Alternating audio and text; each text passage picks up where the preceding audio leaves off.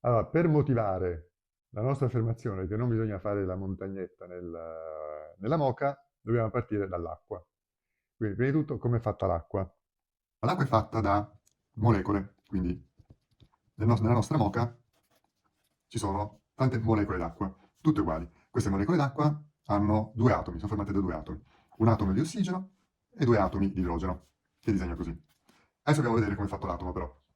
In generale gli atomi, prendiamo l'atomo di idrogeno, che anzi che è quello più semplice, sono fatti dal cosiddetto nucleo, che è positivo, e un elettrone, che è piccolino, che ci gira attorno, che è negativo, che ci gira attorno così. Ora, all'inizio del secolo scorso, nel Novecento, è stato scoperto che gli elettroni non possono andare dove vogliono loro, né possono mettersi tutti quanti nella stessa traiettoria, diciamo, nella stessa orbita. E quindi è stato scoperto che c'è un'orbita, una prima orbita, in cui ci vanno al massimo due elettroni. Quindi mettiamo un elettrone qui e un elettrone qui. C'è un'altra orbita più esterna, in cui ci vanno al massimo 8 elettroni. Vediamo così. No, che gli girano attorno. E la cosa veramente magica è che non solo l'atomo non vuole più di 2 elettroni in questo stato, non vuole più di 8 elettroni in questo stato, ma gli piace averne 2 in questo stato e 8 in questo livello energetico, in questa orbita. Quindi vediamo l'ossigeno e l'idrogeno come sono fatti. L'atomo di idrogeno è quello più semplice, è fatto da, come abbiamo detto, un bel protone all'interno e un bel elettrone all'esterno, che è carico negativamente, e l'elettrone gli gira attorno. Quindi cosa vuol dire? Che l'atomo di idrogeno sarà felice in due situazioni. O lo dà o lo prende.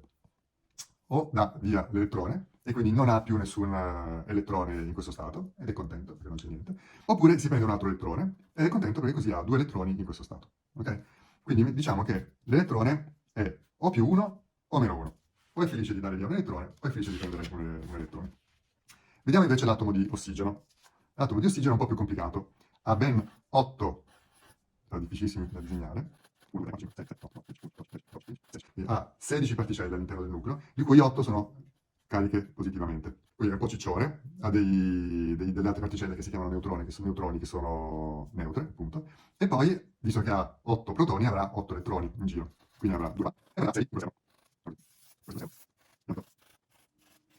Quindi ce ne mancano 2, no? Perché nell'altro disegnino avevamo messo uno qua e uno qua. Quindi possiamo dire che l'atomo di ossigeno vuole prendere sempre 2 elettroni, non ne vuole dare, perché invece di darne 6 è più facile prenderne 2 e appunto avere questo livello più esterno completo con 8 elettroni. Cosa succede quindi? Succede che arriva l'idrogeno, che ha il suo bel protone qui, che ha l'elettrone, che lo mette qua. E così si forma la molecola di acqua. Quindi la molecola di acqua alla fine avrà questa forma che avevamo fatto all'inizio. Un atomo di ossigeno legato a due atomi di idrogeno. Ma questi atomi di idrogeno hanno dato l'elettrone all'ossigeno. Quindi questi atomi di idrogeno saranno carichi positivamente, no? Perché gli manca l'elettrone. E questo atomo di ossigeno sarà carico negativamente perché si è preso due elettroni. Quindi diciamo che è un bipolo, no? È un po' positiva, un po' negativa. Quando mettiamo tante molecole di acqua una vicino all'altra, queste si incastrano l'una nell'altra. E quindi disegnandole in maniera un po' stilizzate, visto che sono così, succederà una roba del genere. Quindi si formano delle catene.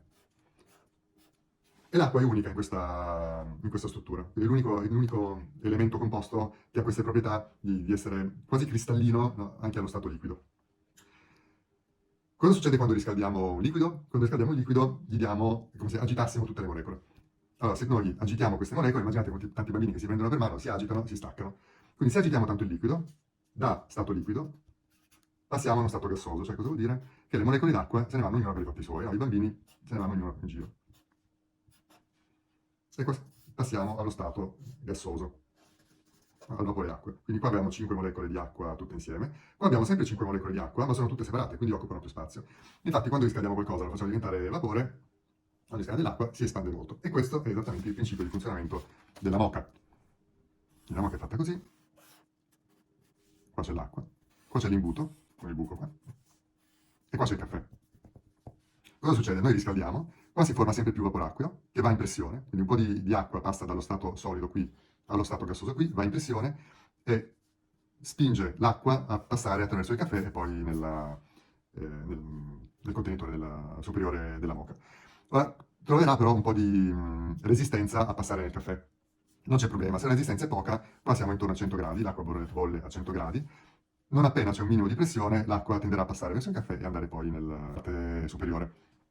Se invece qua ci mettiamo tanto caffè e lo pressiamo, succederà che l'acqua incontrerà molto più resistenza a salire sopra. Quindi la pressione qui aumenterà. Perché aumenta la pressione? Quello che dicevamo dei bambini. Se noi agitiamo queste molecole di acqua, ma nel frattempo le comprimiamo, prima che si separino, ovviamente dovremmo dargli molto più energia. Come i bambini, gli diciamo di tenersi per mano, però tanto li comprimiamo in una stanza molto piccola, possiamo anche agitarli, ma quelli sempre per vicino e per mano staranno. Quindi stessa cosa con l'acqua. Aumenta la pressione, perché l'acqua non riesce ad andare sopra, ma l'acqua continua a restare nello stato liquido. Quindi cosa succede? Che l'acqua da 100 gradi passa a 110 gradi e continua a non riuscire ad andare sopra. A un certo punto la pressione diventa talmente alta, ma anche la temperatura diventa più alta, che l'acqua riesce finalmente a passare attraverso il caffè, ma non ci passa più appunto a 100 gradi, che già è una temperatura eccessiva per l'estrazione del caffè. L'estrazione dovremmo fare non oltre 95-96 gradi, passa addirittura a 110 gradi. Quindi vuol dire che gli arriva, brucia tutto quanto, cioè estrae tutto quello che può estrarre, legno, qualsiasi cosa, poi passa nel beccuccio e forma il caffè, che tipicamente non ha buon sapore, ma verrà amaro e con sentore di legno e terra, che noi non vogliamo.